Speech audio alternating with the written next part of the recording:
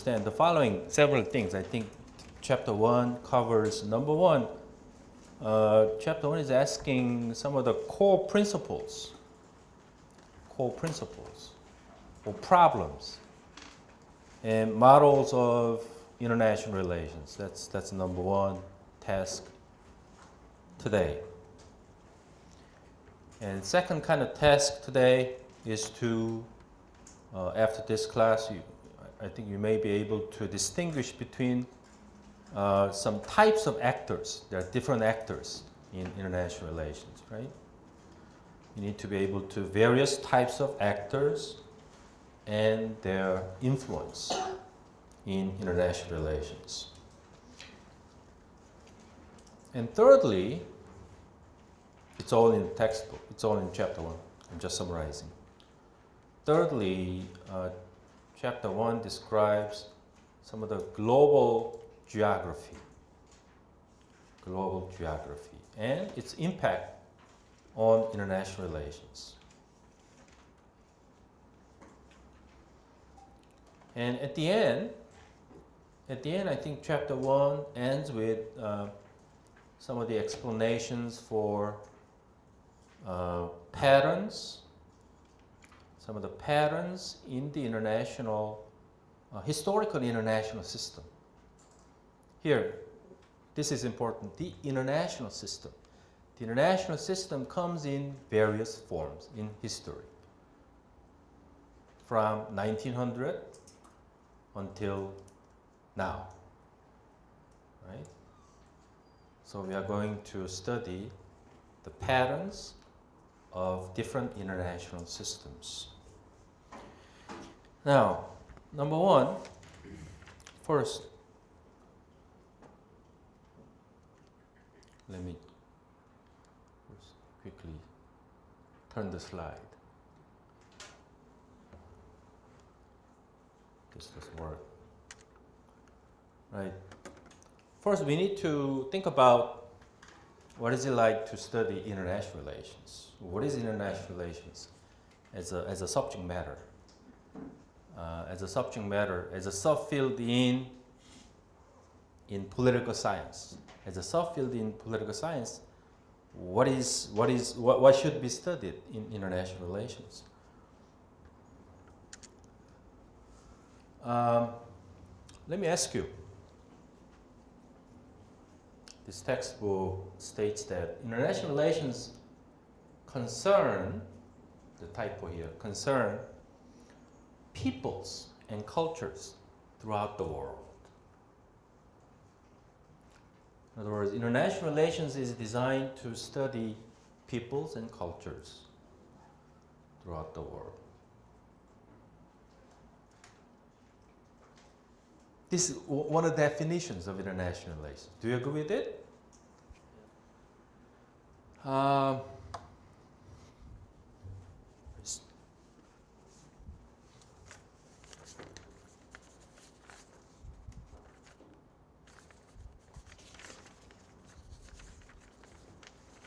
like to call someone asking something. Kim Min-kyung. This is kind of one of the definitions this textbook gives, right? International relations is the study of peoples and cultures. Do you feel comfortable about this? Or is there any other better definition of international relations? International relations is the study of peoples and cultures. Don't you feel a little bit uncomfortable about it? What do you think? Is there any better definition? What does this textbook talk about it? The textbook also talked about the interactions. I'm sorry? Interactions. Interactions? Of those people and societies. Okay, interactions. Right. I mean, when we say international relations is the study of peoples and cultures, meaning what they thought, what they think about it, and how they behave, what their beliefs are, or interactions among peoples, interactions among cultures. We all study that, right? But is this the only definition? Do we have any other definition or better definition? I think this textbook says something else. It says about the words governments, like their relationship. What did it say?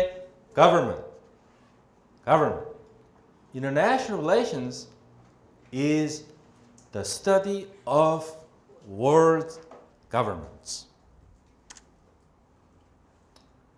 Here. The field of IR, which is international relations, concerns the relationships or interactions among the world's governments. But probably the second thing, the second definition, which is the IR is the study of the relationships among governments. This is more common type of definition. You might have, confronted at some point. But then, there's a name there, the narrowly defined. In other words, IR has two definitions, narrow definition, broad definition. Okay? Narrowly speaking, IR looks at governments. Okay? IR looks at governments. Their actions, policies, leaders, makeup, domestic makeup, everything. Foreign policy, everything. Social structure, okay? History, everything. But that is only narrow definition. If you broaden it, broadly speaking, IR branches off into even broader field, even peoples, cultures. So we have two definitions. And probably conventional definition, old definition is the study of governance. But more contemporary, more current definition of IR is the study of even peoples and cultures.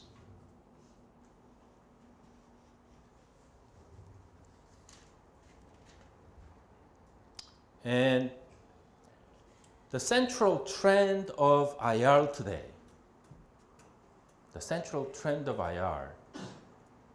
depending on people, is this: globalization.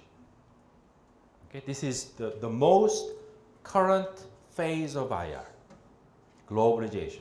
The IR has globalized to include probably the need for peoples and cultures is driven from the globalization phase. Now, having said this just rudimentary definition of IR, and this textbook goes on to discuss why you should study IR.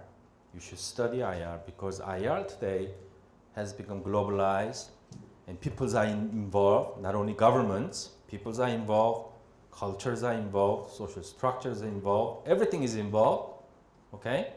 And your daily life, because of that, your daily life is more directly affected by IR. When IR was only at the stage of government functions, people might not have been affected. But today, due to many different new qualities, IR affects your life more directly. That's what this textbook discusses. Right? Financial, troubles, global recession, 911, everything directly affect your life. Global economy. All your jobs depend on what happens outside your country. Global economic situation, right? Everything. Now, most important point I want to make today.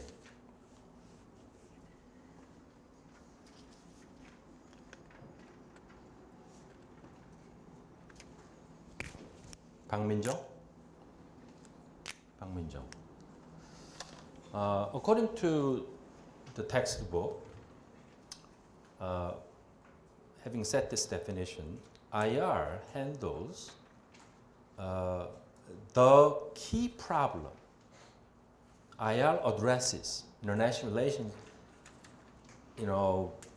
Has many issues. Things to study, but more than anything else, IR addresses the key problem. One key problem. What is that key problem or core principle, hardcore principle facing international relations throughout history, contemporary or past? What is that key problem that IR scholars have tried to address for a long, long time?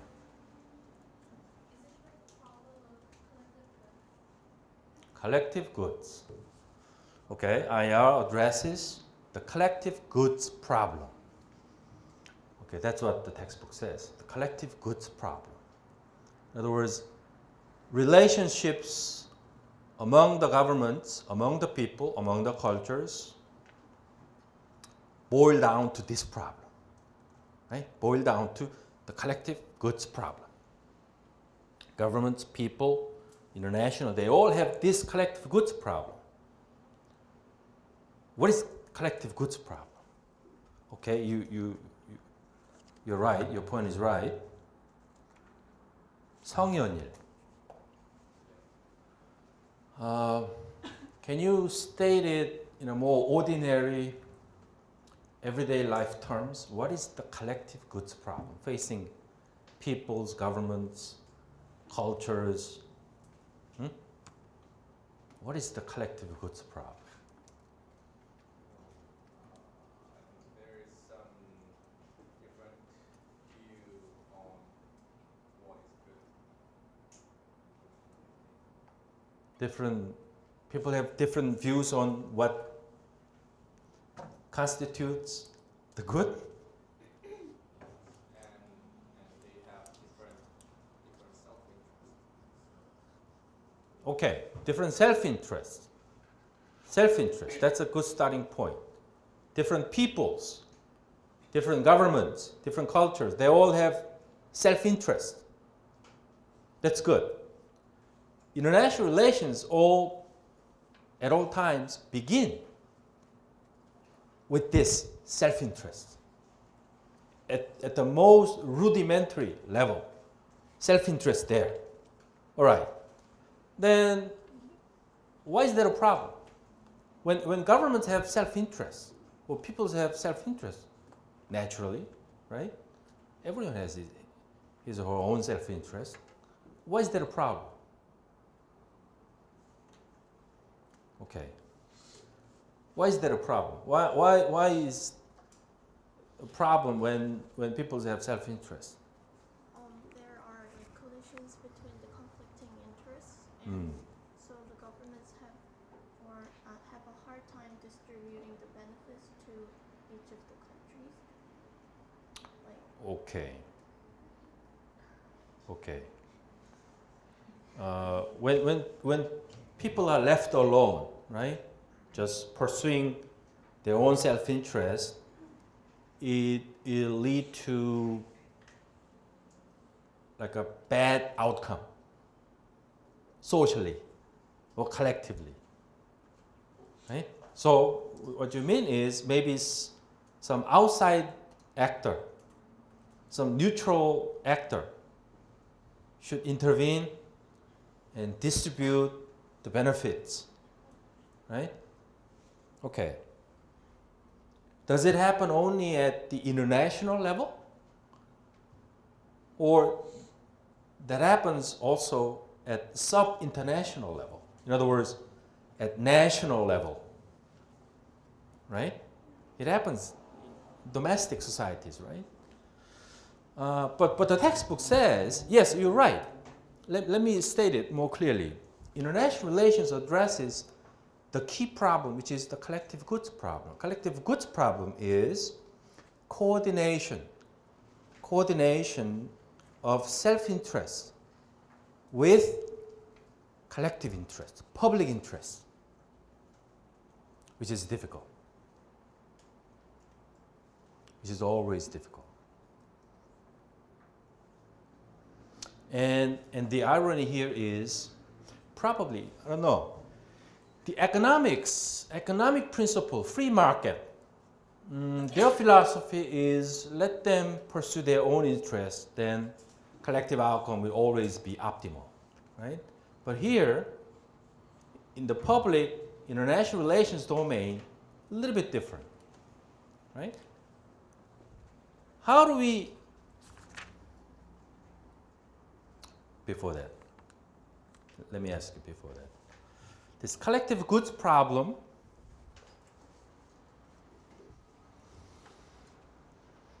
most acute, particularly acute in international affairs. This is important. Let me emphasize this.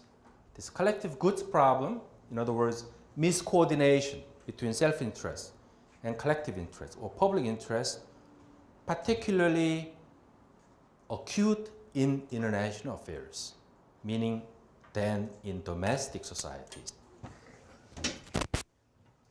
Right? The reason is, I think there are two reasons. Number one reason, in general, collective goods, this is what the textbook says, collective goods are easier to provide in small groups, right, than in larger ones. That's number one reason. Second reason, again, collective goods problem occurs in all groups and societies, right?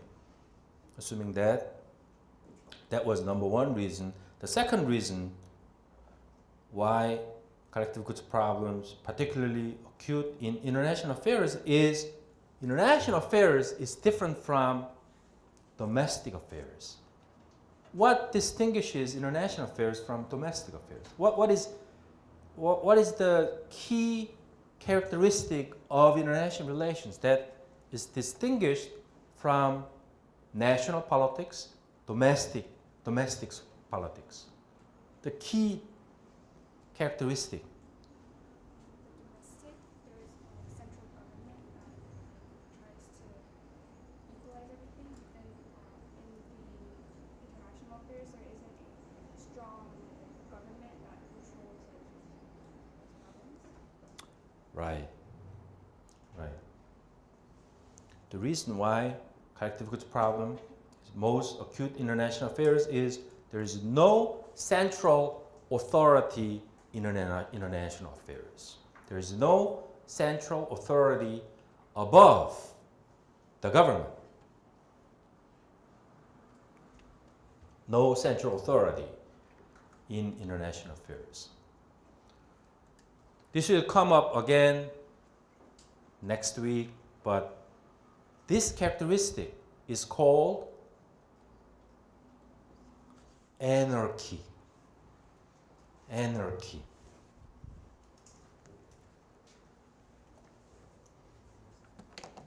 The absence of government, the absence of government.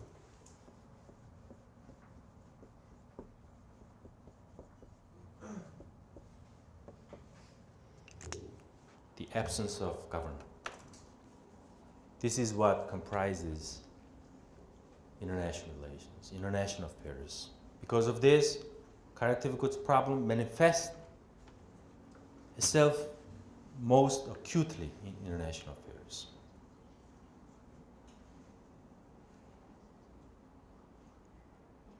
The best example, there are many examples of this collective goods problem: global warming, nuclear proliferation, or economic development. Global warming, why global warming constitutes a collective goods problem. 성민정. This textbook takes global warming as an example for collective goods problem. Can you explain why global warming is kind of a collective goods problem?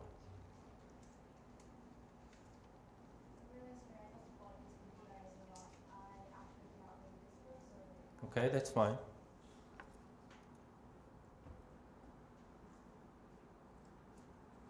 Is there anyone who can explain why global warming is a collective goods problem?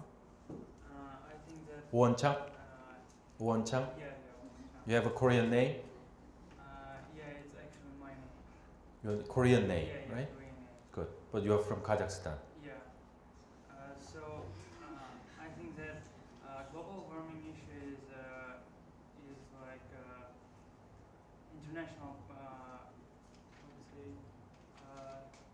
collective good problem. Because in case of China, for example, if you say to China to reduce the amount of fossil fuels used in the country, or just install the filters in the factory, it just automatically increase the price for the product, which is not so good for China economy, because it's like they live because of the producing big amount of the product and exporting to another countries. And another case is like Korea. Korea actually is suffering from the yellow dust in the summertime, because the yellow dust comes from China. So it's like international issues, and not only Korea suffering, but Japan also and other countries. So that is why. Right. Here, the self-interest is economic development, Yeah. economic growth, Yeah. economic wealth. They want to have more, bigger economic wealth, right? Everyone wants to have it, Yeah. right? But here, collective good, public good is air quality, right? So, every country should not be left alone to pursue their own self-interest. Someone should be, step in to remind them of there's something, right? Higher goal than self-interest. Now,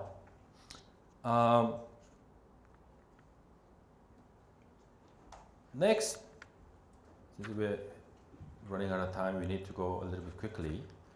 Now, having said this, what does this textbook say about having known there are collective goods problem? How should this problem resolve in international affairs? There are three ways of resolving this collective goods problem, right?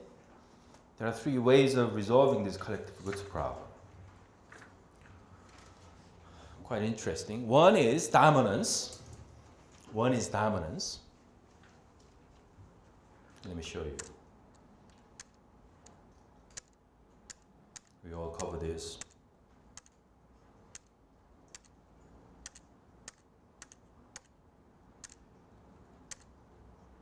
The coping method. There are three coping methods: dominance, reciprocity, then identity. These are three types of coping methods to resolve collective goods problem. In other words, assuming there is a vacuum in central authority, there is no central government, right? But every actor pursuing its own self-interest, right? Then in terms of coordinating self-interest and collective goods, we have the three methods, either through dominance or reciprocity or identity. Now, get to each one. What is dominance? How could dominance resolve this miscoordination? How could dominance, like a preventing China, right? Like giving out all these bad things into the air. When there is dominance, it is possible. What is dominance? What's your name? Huh? Shinhunji. What is dominance? How does that work? The reason why the individual interests clash is because there's no governing authority between the both nation states. So what we mean by dominance is that by establishing a governing authority, by establishing a hierarchy in which there are more powerful nations, we can the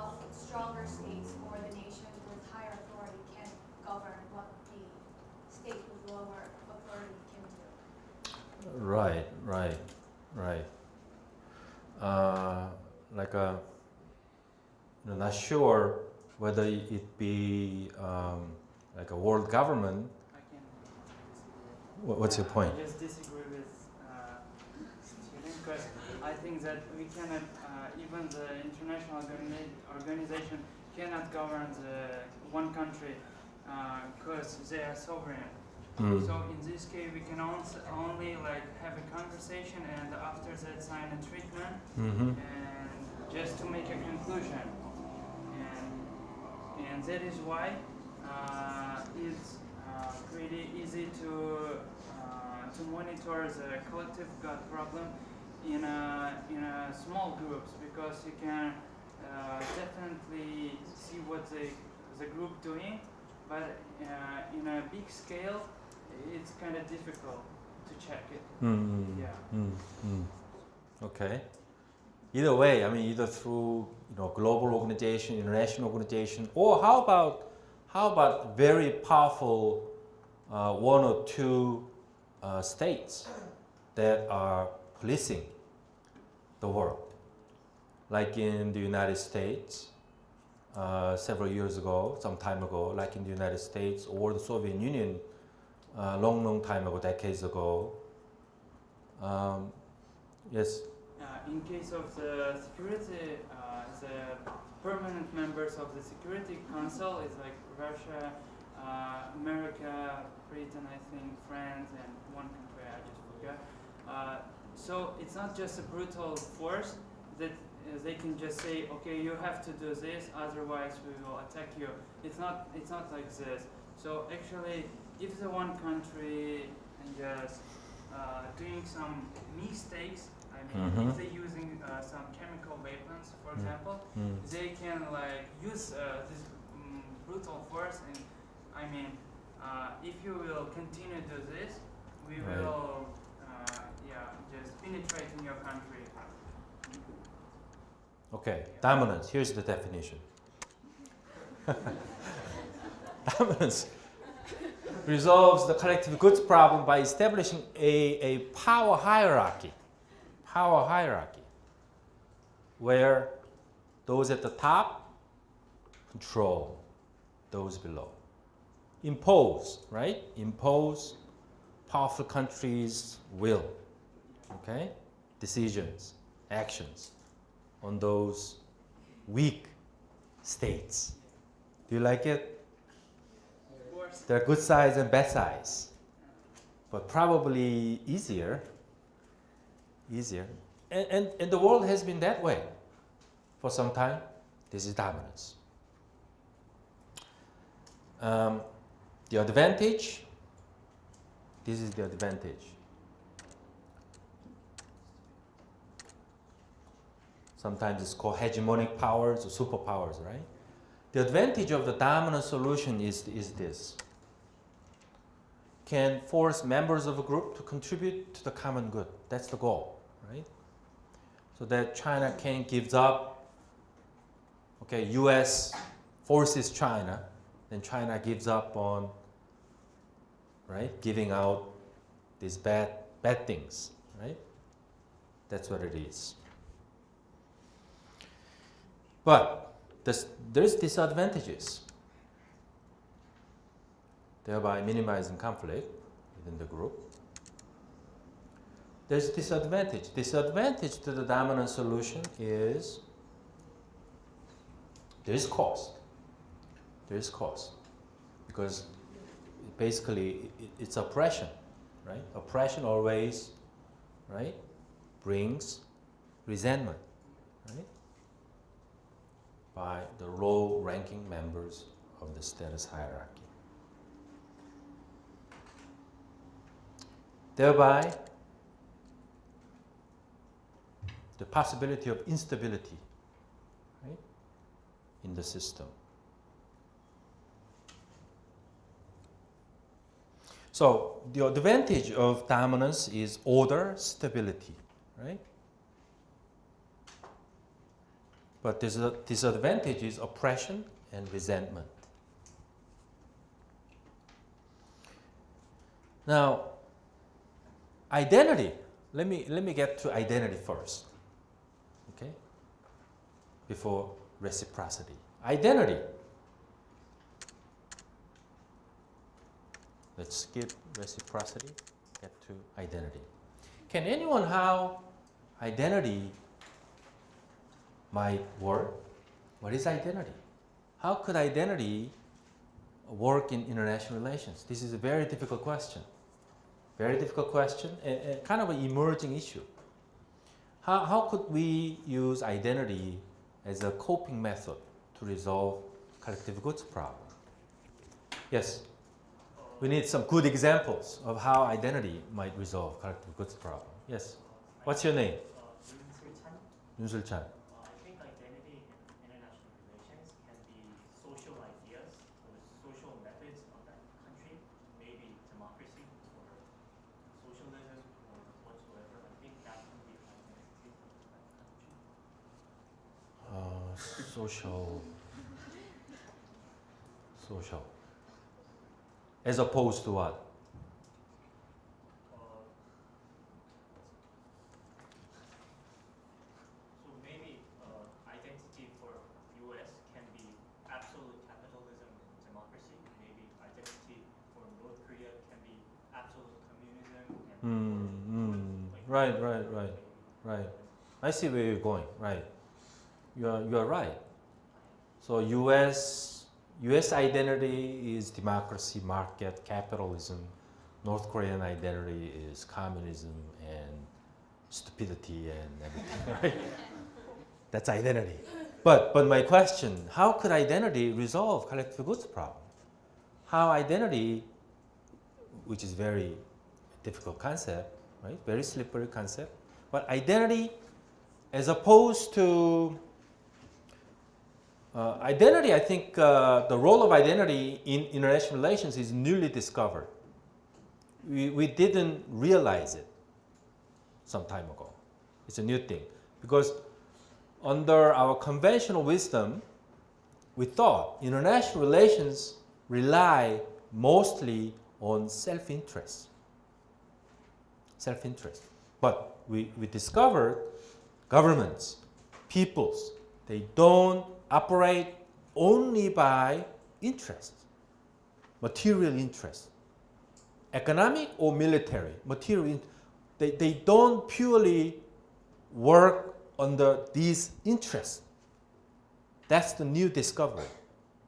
Peoples, governments, they operate sometimes by non-material interests, like identity. This is new discovery. In other words, international relations is not purely about self-interest, but also about their beliefs, right? Or their cultures, or history. Everything that comes outside the material interest domain. That's identity, in my opinion. That's how I define identity. So now, collective goods problem. Here, how could identity, right, get around this collective goods problem? We haven't got to that, right? Take rest. I think identity can be a coping method to solve the collective goods problem because like we share a lot of identities. We have a lot of identities, like identities as human beings. So international problems like natural disasters. We help the people who are subject to natural disasters because we share the identities as human beings. And or like Jewish people living in U.S. can help Jewish people living in Israel because they share certain identities. So this is not material, and it's a new way to solve the problem. Right. Yes. And I just want to add something. Just a good example actually is South Korea. In times of Park Chung-hee, when all of the workers, most of the workers went to European countries, and they actually Germany. yeah, Germany, and got some practice, and they just came back to flourish own economy, and what we can see right now, actually, yeah, this is, I can just, this is identity, yeah. Okay. Anyone else? What's your name? Yes. Well, as you said the current trend in IR is globalization.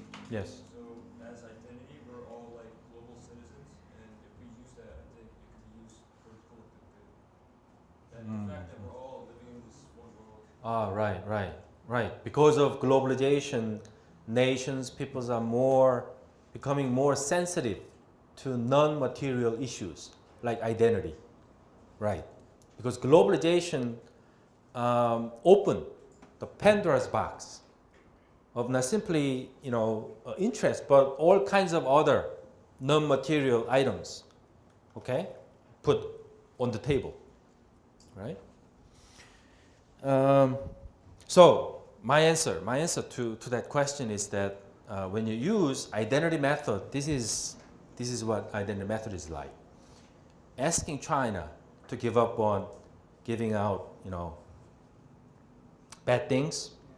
The dominance method is telling China that if you do that, then you're gonna get any economic benefit from us.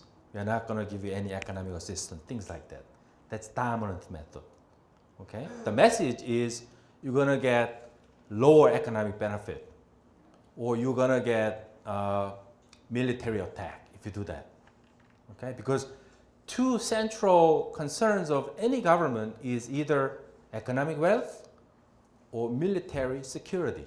These two central concerns that constitute material interests in the conventional international relations, right? But here, there's something else that governments care a lot about, which is non-material things, right?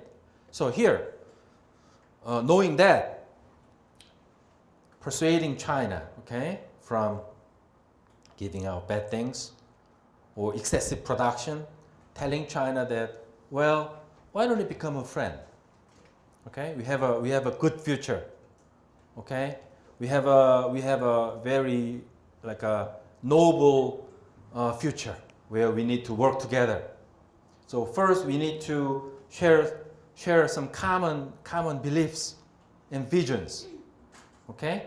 So we need to become a friend. Why don't you go out, have a drink? This is identity method. This is identity method. You understand? Maybe wearing Chinese costumes. So US becoming like Asian country. US understands Chinese problems from historical perspective. Right? This is more like a more sophisticated approach to resolving problems. Because identity is about, right? Is about soft issues, not hardball issues, right? And more countries, more and more people are driven by these soft issues rather than hardball issues. Not military security or economic wealth. There are more important things. Is this a good explanation? This is what America did even during the Cold War. Cold War, mostly, it was an old system, but Cold War was mostly about material interest. Okay? It was about survival, military survival. Who has more weapons? Who has more aircraft? Who has more submarines? Right? But still, there was the identity component, even in the Cold War, which is America made a lot of friends with free countries, okay, disseminating American values, market values, democratic values. That's identity method. That identity method was already used by the United States during the Cold War. So it was a mixture of both material, hard power, and soft power, type of identity power, already in the old system, Cold War system. Soviet Union, same, right? Soviet Union, again, telling her neighbors, right, satellite countries in the Eastern European countries, telling similar things I told her, right? That's identity method. But that identity method is becoming more and more important today than during the Cold War. That's the point. Reciprocity, so identity, we don't have to cover. Reciprocity, it's a kind of a in-between. Kind of in-between. Reciprocity is two parties, okay? Two countries exchange benefits. That's how problems are resolved. Okay? It's kind of an ad hoc method. Okay? It's an ad hoc method. There's danger. There's danger to that. Okay? Downward spiral. The quality of international relations goes down. Problems sometimes resolved, but at the end, the quality of public good goes down. And there's the summary table, right, of these three different methods, advantages, disadvantages. You just read that, look at the table. Now get all the way forward to actors. Actors in international affairs.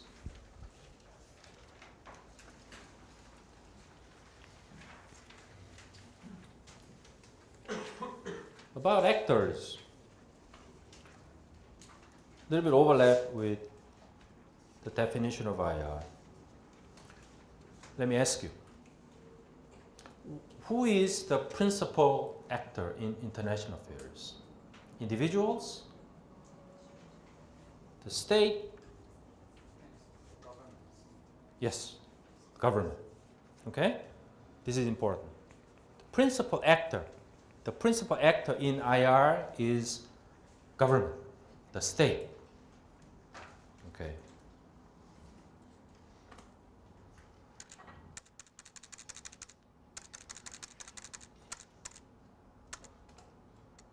So principal actors in IR is the world's government, the state. This is the principal actor. Okay, all the rest of them, new actors or like additional actors. This is the primary actor. But this fact is changing. Okay, the state as a primary actor, the importance of the state is decreasing. Okay? The importance of state is decreasing, but still primary actor. So traditionally, IR is the study of decisions and actions of those governments.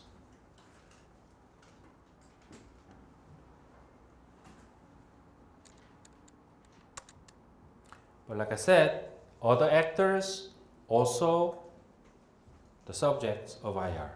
So, in other words, leaders, citizens, right? Bureaucratic agencies, corporations, terrorist groups, international organizations, they are all subjects of IR. Okay?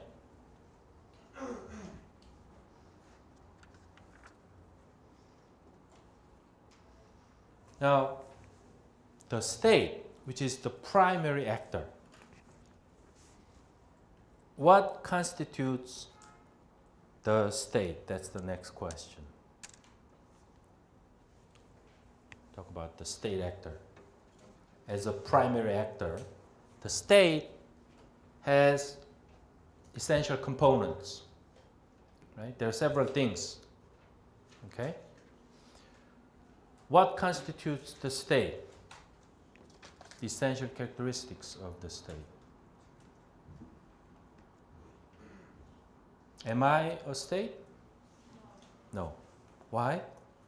Why I'm not a state? Because I lack such and such things, right? So I'm asking what are essential components of the state? That's what I'm asking. What's your name? 이병철? Yes. What are needed to become a state? To become a state, you first need a government. Number one, you need a government. Okay, you need a government. Then, And then you need a constitution. set of laws. Right?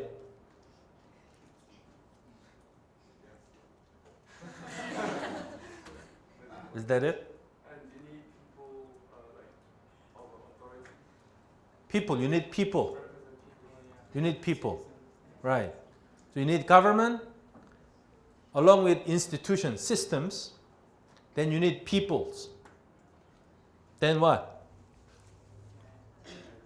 Before having a government, you have to have territory on which you will be ruled.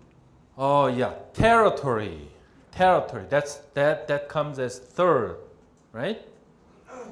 Governments, peoples, territory.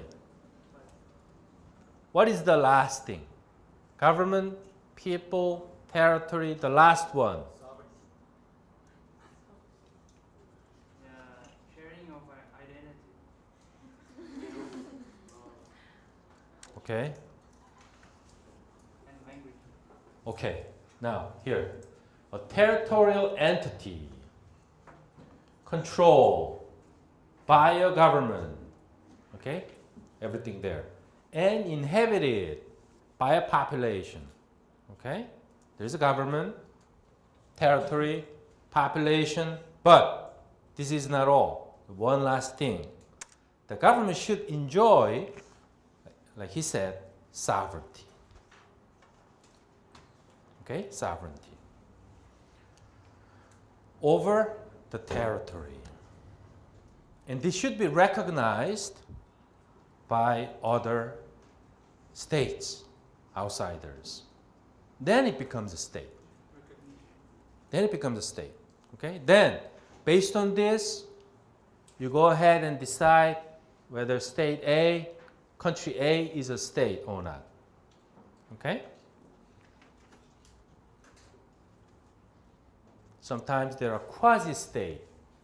Okay? There are quasi-state. There are 200 different, governments and states, but they are not all states in its true sense of the term. Sometimes they have a territory, they have a government, the people, but they don't enjoy sovereignty. Then it's not a 100% state. It's called quasi-state, right? But there are non-primary, non-state actors. Even within the state actors domain, like I said, there are 200 different states in the world, but some are just quasi would-be states. Okay, they all have president, institution, army, everything, government agency, people, territory. They all have it. But they are not recognized. In other words, they lack sovereignty. Okay? So they're not 100% state. There are many states like that, like Kurdistan, Abkhazia, right? They all have that problem. And Taiwan and all these states also quasi-states. Now, there are non-state actors. There are two kinds of non-state actors. One, there are non-state actors above the state. That's number one category. There are non-state actors above the state level. Also, there are non-state actors below the state level. There are two kinds.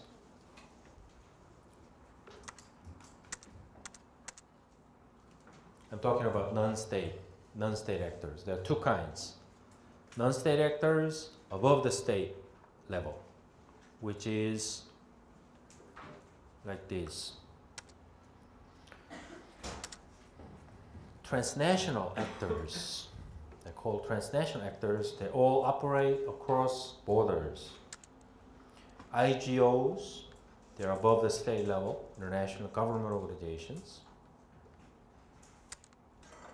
Examples, these are examples. OPEC, WTO, UN, they're all IGOs above the state level as a non-state actor.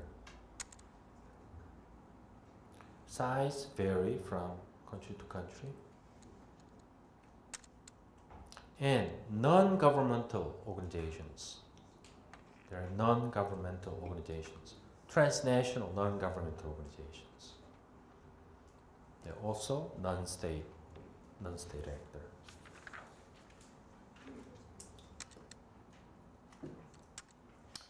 Amnesty International, Red Cross, these are examples. Now, non-state actors below the state level, the second category, MNCs, multinational corporations. They're companies, private companies. But they span multiple countries, multiple different countries.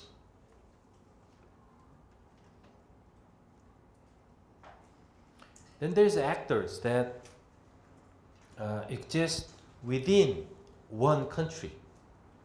Okay? Within one country. They are called sub-state actors. Sub-state actors. Examples? Okay? The state of Ohio.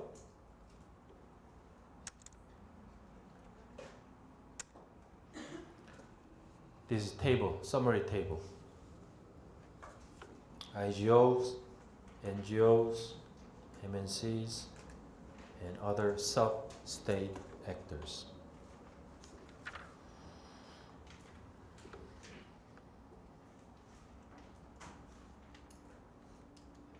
Now, move to levels of analysis. Level of analysis, which is important in international relations, level of analysis. International relations, events in international relations have complex causes, like the wars. Wars have complex reasons. 9/11 have complex reasons, has complex reasons. World War I has complex reasons. World War II, right?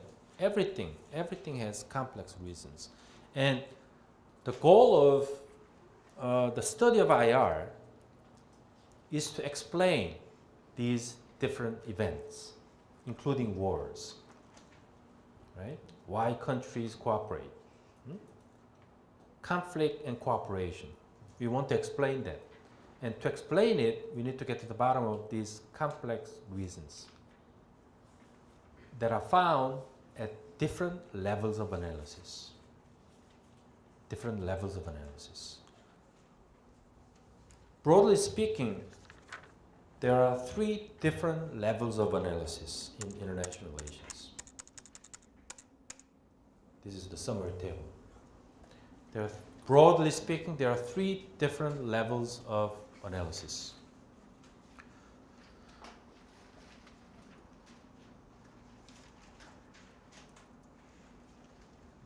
Here, there are 4 actually.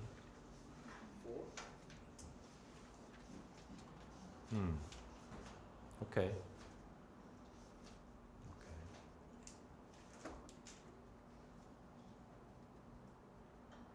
It's kind of interesting. This textbook distinguishes between global level and interstate level.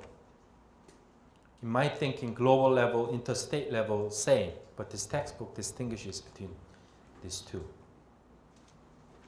Anyway, international level, let's say international level. International level, that's number 1 level of analysis. In other words, everything international affairs has international origin. Okay, international cause. Second, domestic cause. International affairs has domestic cause. Third, international affairs has individual cause. Let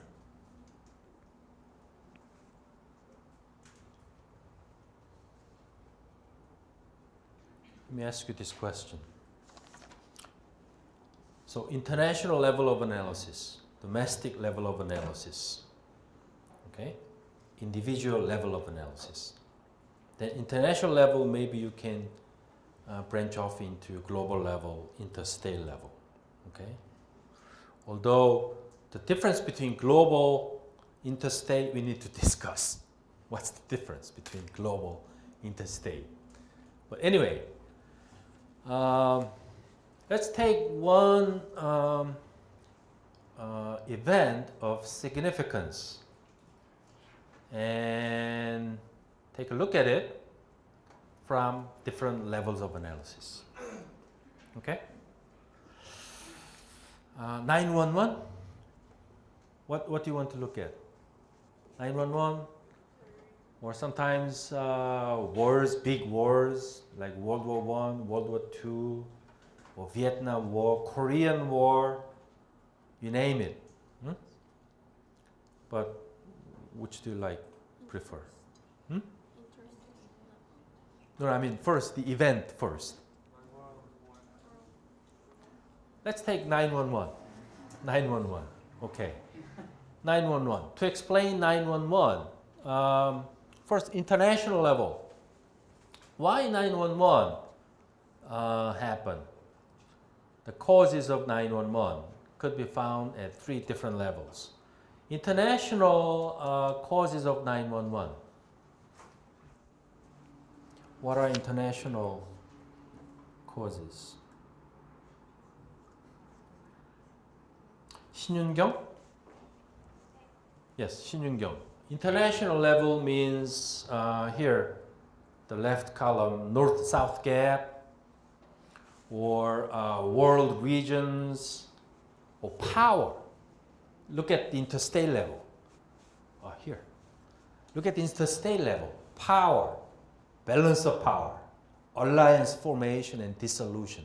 These are all international level. Okay? How would you explain 911 from the international level? I think religious fundamentalism is one of the causes.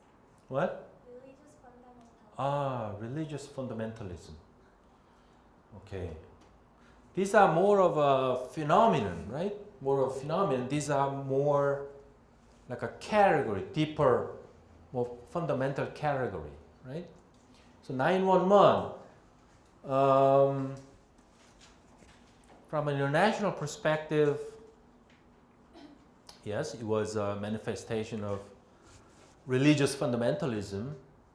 But first, from this category, then why religious fundamentalism in the Middle East, in the particular region, in that particular reason, why religious fundamentalism? Was it some problem with balance of power? Was it some problem with north-south gap? Was it some problem with alliance formation? I think the power is one of the problems. Power? Because balance of power, as we mentioned a while ago, the United States was trying to reach over those Middle East on the power balancing of powers, and it leads to religious fundamentalism. Okay. In other words, America amassed too much power. America has become a unipolar power. There is no other country that can challenge the United States, unlike the previous system where the Soviet Union, the US, they were equally powerful 2 countries, okay, that maintained balance and co-managed global affairs. But after that, America has become a unipolar power. Then, because of that balance of power problem, then certain countries in a certain region, particularly in the Middle East, they became very angry about it. And become very much fundamental. Is it what you're trying to say?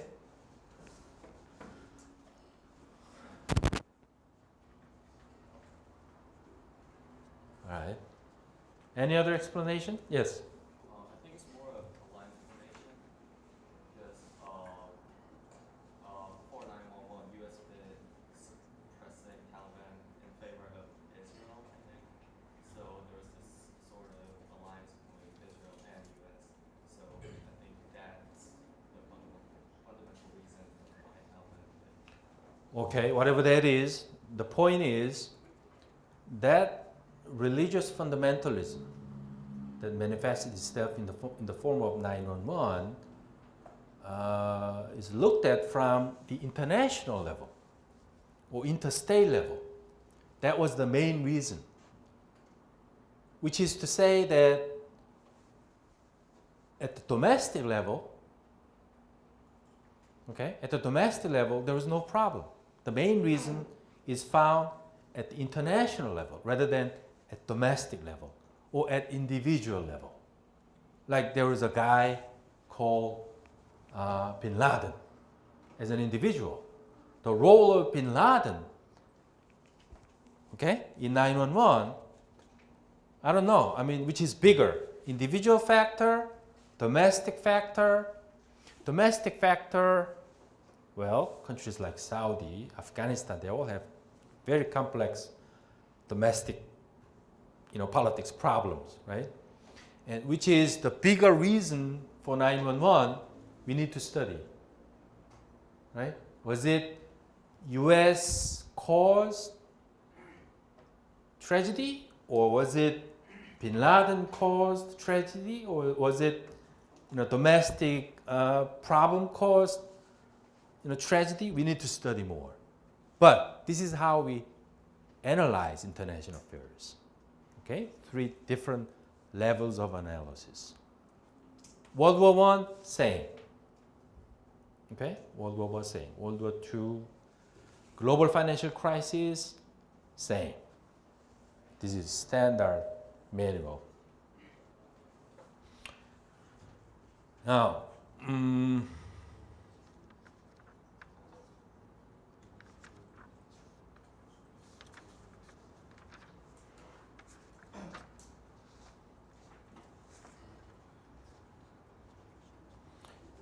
this is why international relations is very broad and inevitably interdisciplinary.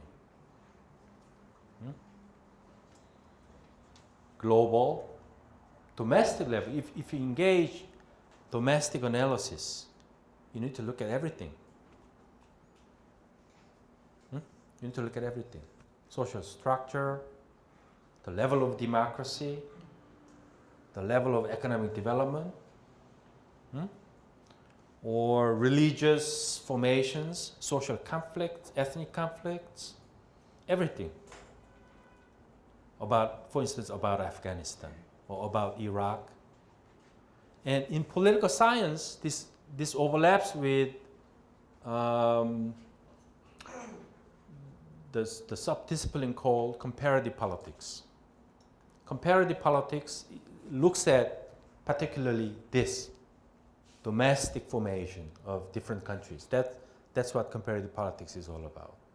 But international relations overlap with comparative politics about this. Domestic level analysis overlaps with comparative politics. Individual level of analysis, I don't know what we call. Individual level of international analysis, again, very broad. It's not purely politics. It could overlap with psychology, because Hitler, World War I, World War II, one way of studying World War II is to study an individual leader like Hitler or Stalin. Were they psychopath? Okay, we are not psychologists, but we need to get to the bottom of their mind to study their decisions and policies. That's individual level of analysis. Like President Bush, US foreign policy. Some time ago, US foreign policy, President Bush has a big impact on US foreign policy. Their family, their background. That's individual level of analysis. Okay? So everything here, interdisciplinary, right? Now,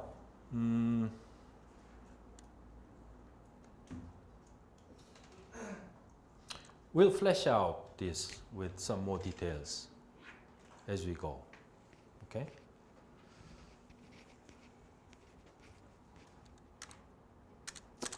We'll skip this. Geography. Look at the map in the textbook. Geography. The entire world is divided into how many different regions?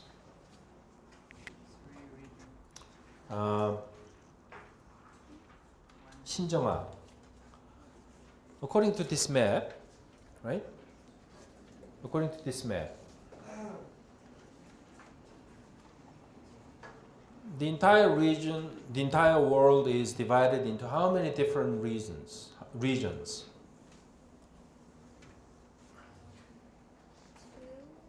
Two?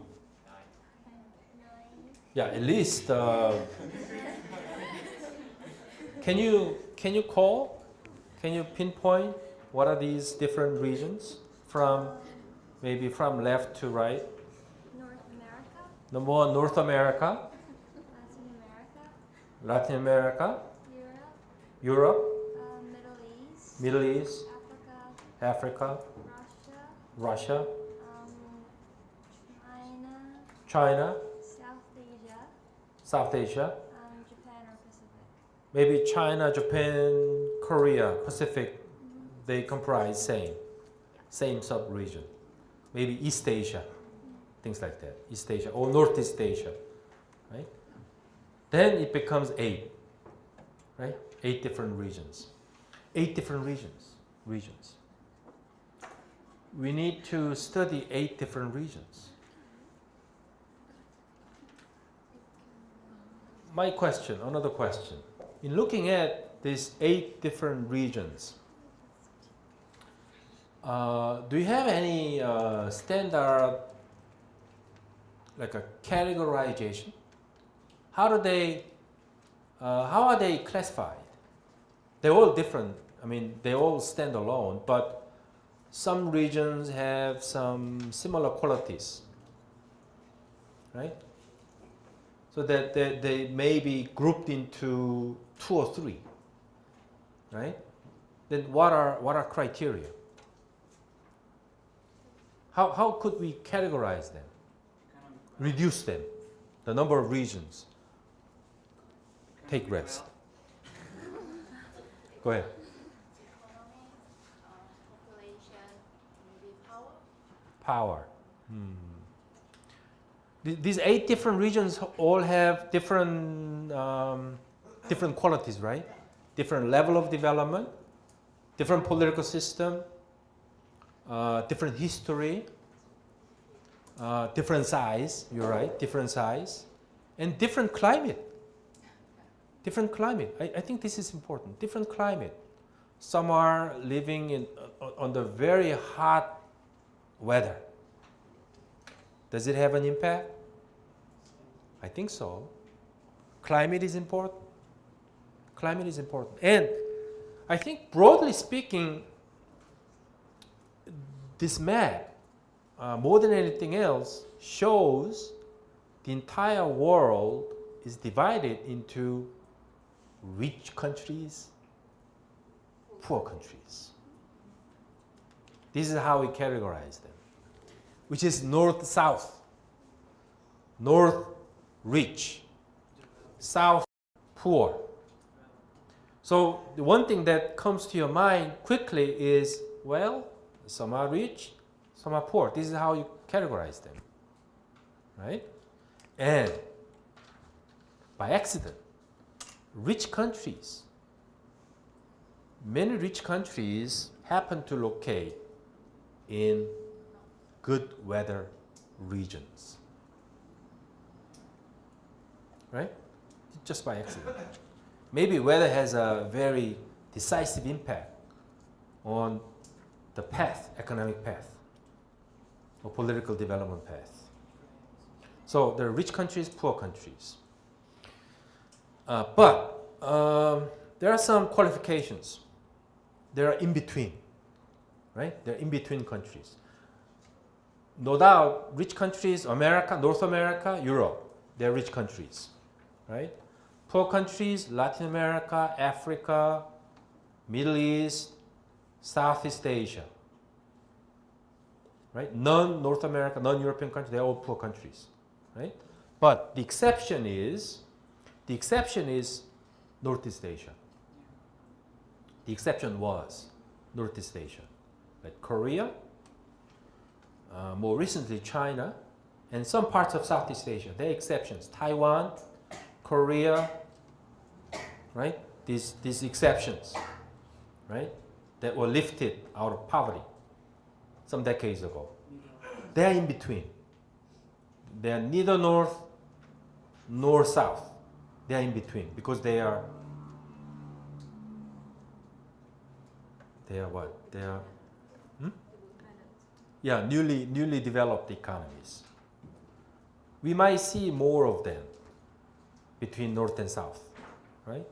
Between north and south. There is one more category of countries that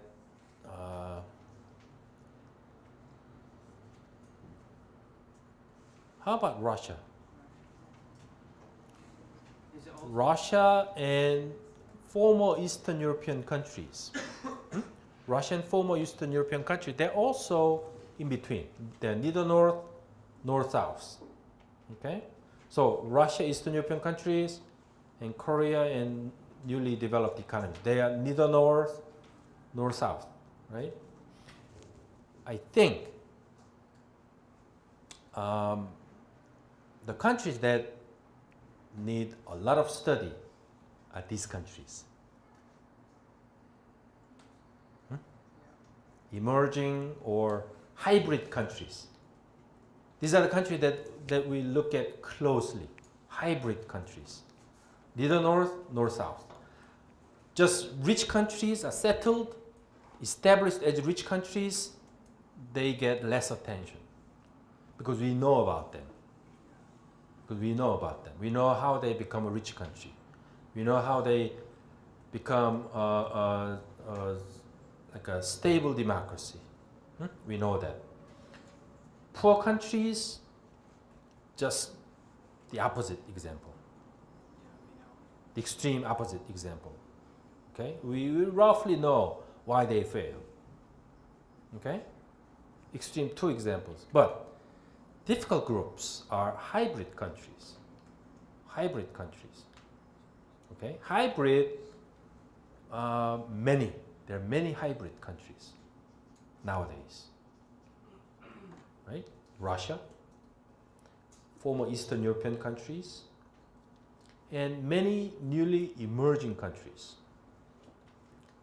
Korea, Taiwan, Malaysia, Indonesia, Philippines, many, Thailand, Brazil, Turkey, South Africa, they're all hybrid countries. They're all learning to be rich. Okay, but that takes time. These hybrid countries, they are the center of IR studies. So this is what this map is all about. Now, the final section. This is this. The evolving international system. This is the last topic for today.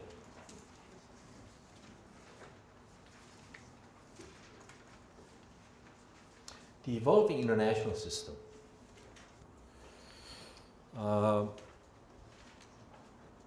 First, we need to understand what is the international system, right? There is a reason when we call, international relations, the definition of international relations. Let's go back to the definition of international relations. International relations, narrowly defined, okay? Relationships among the world's governments. That's narrow definition, okay? Broad definition, you include people, culture, everything. Companies, right? Everything. Now, what's the difference between international relations and international system? International relations, when does international relations become an international system? That's the question I want to ask. There are some qualities to become a system. International relations are just chaotic relations, chaotic relationships. We don't know any rules there, patterns, we don't know. But relations becomes a system when there is a structure, pattern, repeated pattern, rule. Then it becomes a system. And the system should be repeated. Okay? Because there is a rule inside the system. Right? So relationships become standardized, systematized. Then it becomes a system, international system. And this textbook argues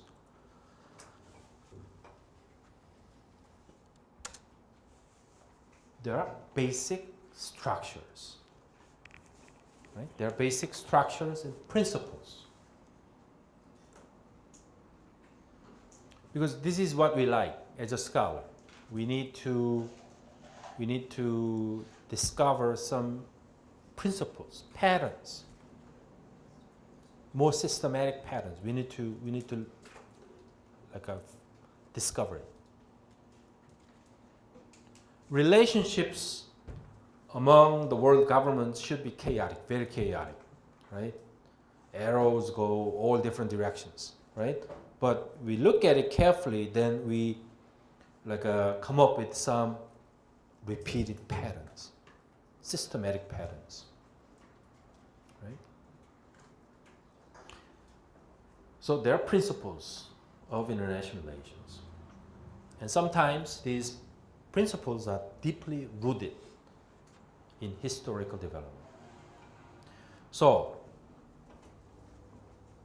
what this textbook does is they begin with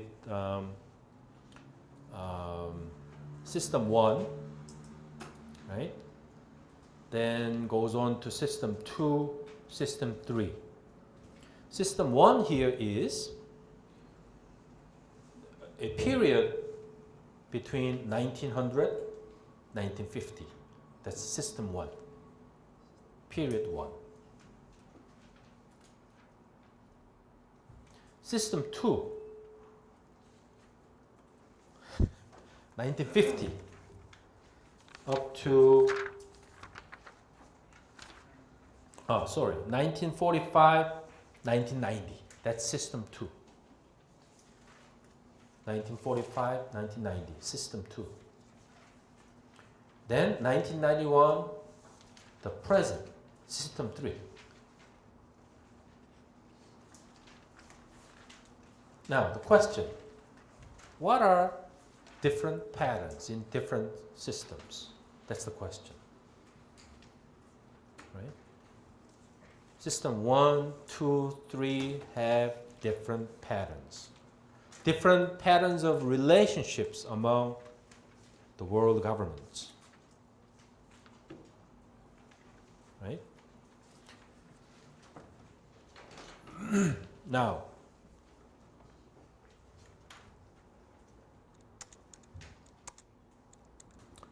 System 1, 1900, 1950.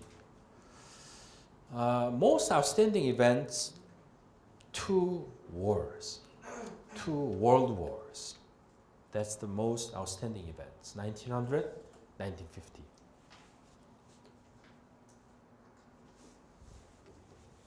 There are many detailed information.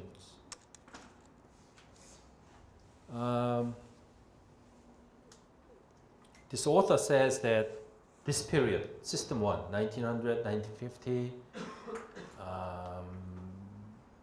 very important, according to him, in shaping the entire 20th century. Very important period. Okay?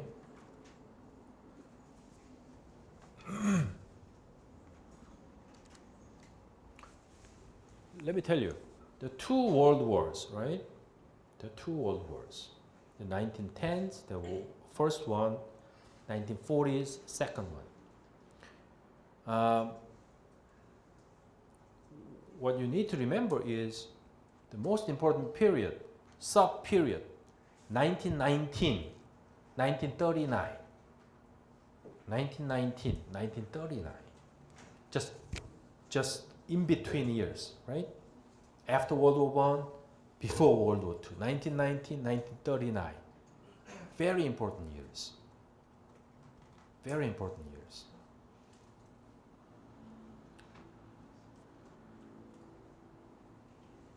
World War I occurred, then diffused, right? Diffused. Then 1919, 1939, there are many coping methods tried. 1919, 1939, right? Why World War I happened? Again, we need to look at different levels of analysis. International level, domestic level, individual level. But I think, broadly speaking, World War I, there are many reasons, but in my opinion, the most important reason is that Germany, Italy, there were several countries at the domestic level. At the domestic level, there were several countries that became monsters at the domestic level. They failed to control domestic situation. Then inevitably they became a monster country, dictatorships. They became dictatorships. Okay? Here I'm saying that domestic causes of international wars should not be disregarded. That's what I'm saying. So one of the basic causes of World War I, domestic failures. Okay? Economic failures and also political failures which led to dictatorships. Okay? And dictators, why domestic failures are dangerous to the international system is that dictators, oftentimes, they become aggressors. Okay? They run the risk of challenging the international system, right? Which is the case even today. The second point, I'm here talking about the international level. The international level of World War I is the power balance is highly skewed in a way that before 1900 there were many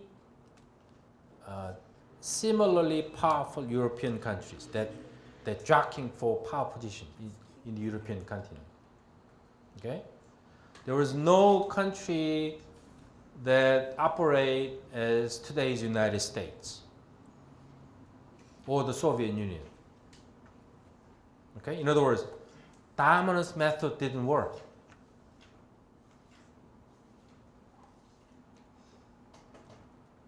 Okay? So, power balance, highly skewed. Okay? Power balance. And situation became stable when America intervened, right? When America intervened. That happened between 1919 and 1939. 1919, 1939.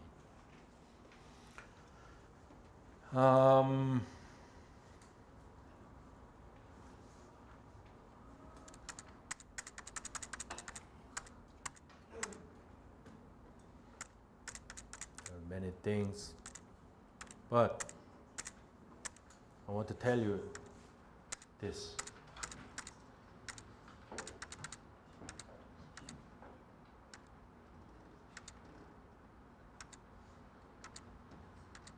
Many historical facts.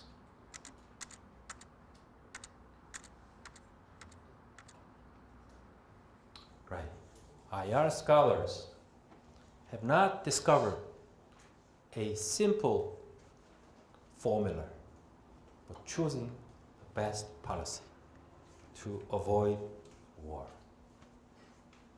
Looking at World War I, World War II, we need to study from different levels, right? Looking at international level, domestic level, individual level, but we haven't discovered a simple formula because all is much too complex.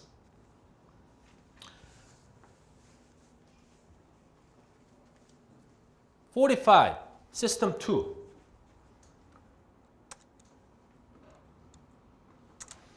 System 2 is Cold War, which lasted until 1919. Cold War, it was Cold War because there was no real war. So in other words, it was quite successful. There was no war. Okay, technically, it's a peaceful era. Why peaceful? Again, the reason is found, again, many different levels. Again, System 2 was peaceful because at the domestic level, U.S. disseminated democracy, free market, right? Okay, so domestic maintenance was proper. Okay, international level, System 2 was peaceful because this is important. Unlike System 1, System 2 was peaceful because there were two equally powerful countries, the Soviet Union and the United States. In other words, peaceful System 2 is found in the balance of power, unique balance of power, bipolar system. Bipolar system. As opposed to System 1. System 1 was multipolar system. Again, this is international level of analysis. So multipolar system tend to be unstable. Bipolar system tends to be stable.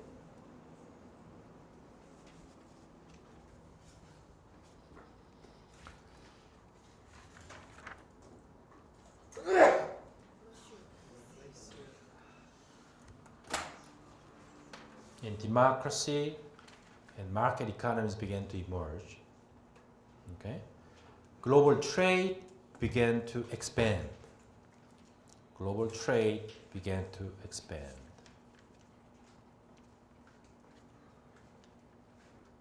Another feature, you should not forget this.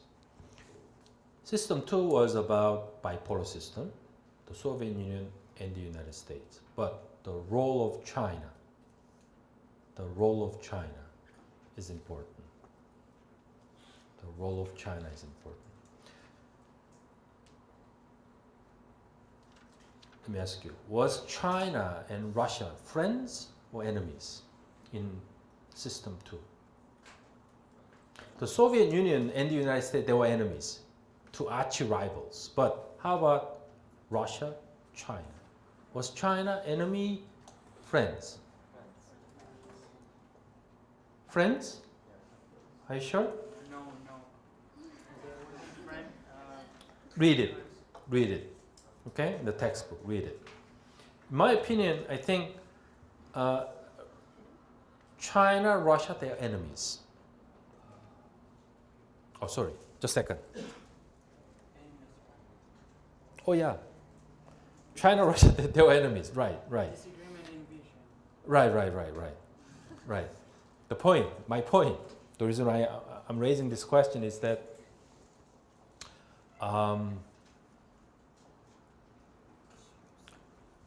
this is important because, you know, here the role of China is gaining in importance in System 3, right? System 3. System 2, the role of China was dormant, okay? But still important. So we need to understand what kind of role China played between the Soviet Union and the United States, okay? One thing that I want to remind you is that in System 2, broadly speaking, I think America won at the end. America won. The Soviet Union collapsed, okay?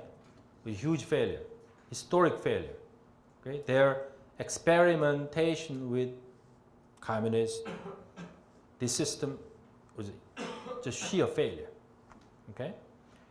But 1970s, up until 1970s, US, Soviet Union, neck and neck. Neck and neck. Even the Soviet Union was like overtaking the US at some point, 70s. Okay? Why China is important? When the Soviet Union was challenging the United States, American president approached China, okay? And they opened diplomatic relations to counter Russian power, okay? This is the nature of Russia, China, the United States relationship, which is still continues in System 3, okay?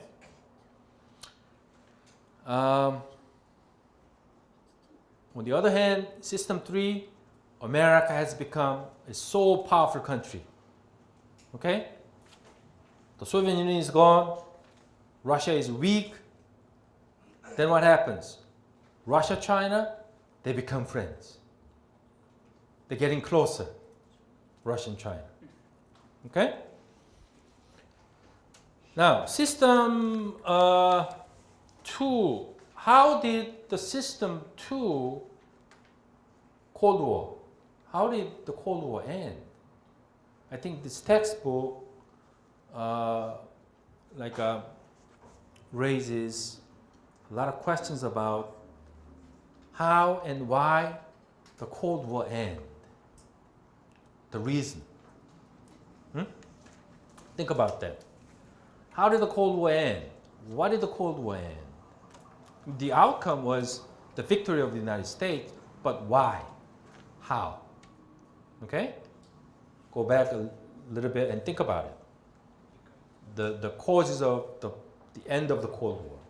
And more importantly, we're running out of time. More importantly, what comes after the Cold War? Right? System 3. The system that began 1991, still lasting today. What are the basic characteristics of System 3? Right? System 3. System 2, bipolar. System 3, in the beginning, unipolar. America on top. Okay? Russia gone. China still struggling. That's the beginning. But China rising, right? So balance of power. At the international level, balance of power is shifting. But how, we don't know yet. But in the beginning, unipolar. America, single unipolar power. Whether it is better in terms of peace, cooperation, we still needs more study. Now, more democracies clearly at the domestic level. At the domestic level, there are still dictators, right? But we don't have people like Stalin anymore. We don't have people like Hitler anymore. But we have Bin Laden, right? Luckily, and we have Kim Jong-un. A more mild version of dictators compared to system 1, compared to system 2, which is a good sign. Good sign. And differently, I think system 2, domestic problems that cause international war, system 2, domestic problems were mostly about catch up, development, economic wealth, and everything, right? In system 2. But system 3 is different. These dictators have different causes, right? Like I said. Particularly people like Bin Laden, their cause is much more different from what Hitler or what Stalin promoted, right?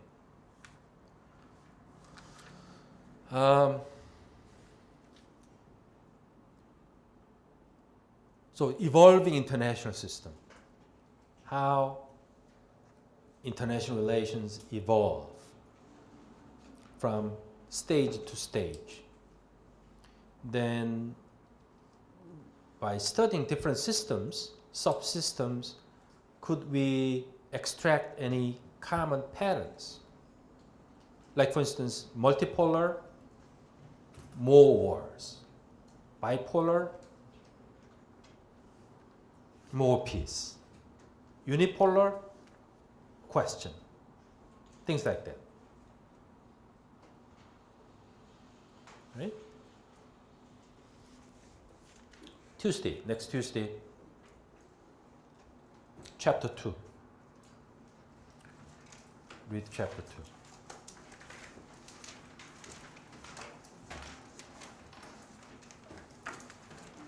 2. We covered pretty much, but this is how I usually conduct class.